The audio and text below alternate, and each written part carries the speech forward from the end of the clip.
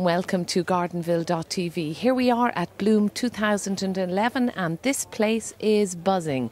We're talking now to Garry Harford from Camolin Potting Shed. Good morning, Garry. Good morning. Good morning to you. How are you this morning? I think I'm awake. You think you're awake? I'm awake, yes, yeah. Good for you.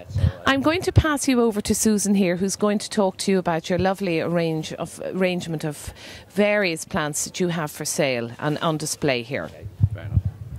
Hi, Garry. Morning. I'm just looking at this fantastic array of perennials. I'm a perennial freak, and there's lots of lovely things here. First of all, I wanted to look at your astrantias. Well, we start with Jill Richardson. Jill is a strain of the red astrantia, the maroon astrantias, and having grown the likes of Ruby Wedding,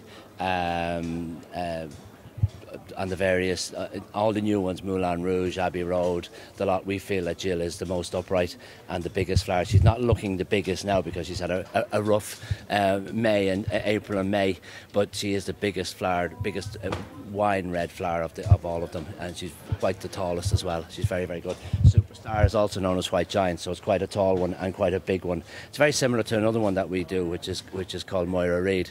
Moira is slightly whiter and slightly bigger flower, but that's a relatively new one too. And the astrantias are relatively unfussy as to their growing conditions. The more sun you give the astrantia, the more moisture they need in the soil, and they really take about a year to settle into the ground, and then they actually get going. But they'll love a heavy clay soil, and they will take a normal well-drained soil. But as I say, the more sun you give them, the more moisture you must give them in the first year or so. But they're very, very they're very easy, and they're great to work with hostas because the slugs don't like astrantias.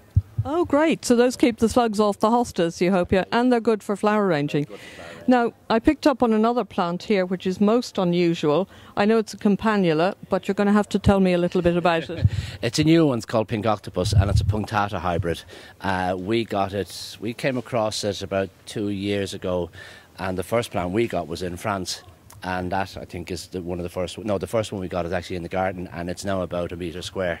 So it gets on with it. It survived the winter. It's very, very hardy, and it's good for ground covers, for covering the ground, not for ground cover, but for covering the ground, shall we say. It doesn't grow too tall, 20 inches in height, but very, very unusual, like shards of paper. It's lovely, and sort of 20 inches for our continental friends is about 45 centimetres.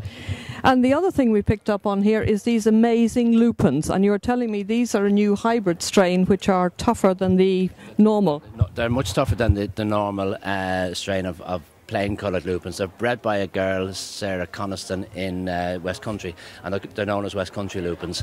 That one is more Manhattan Lights, and we've had that now for about 2 years or so. But they're taller. They're definitely different colours. I have another one at home called Persian Slipper, which is blue and purple, and there's a few other very, very nice ones, but they're hard to come by. Well, I mean, I think your display here is fantastic. We can't possibly go through all the plants, but you are online at the Camolin Potting Shed. www.camolinpottingshed.com. And you sell online, so there's where you go. Thank you, Philip. Back to Sally and back to work. Well, Garry Harford from the Camolin Potting Shed, many thanks for talking to us this morning at gardenville.tv. Thank you very much for coming over. Okay. You're welcome.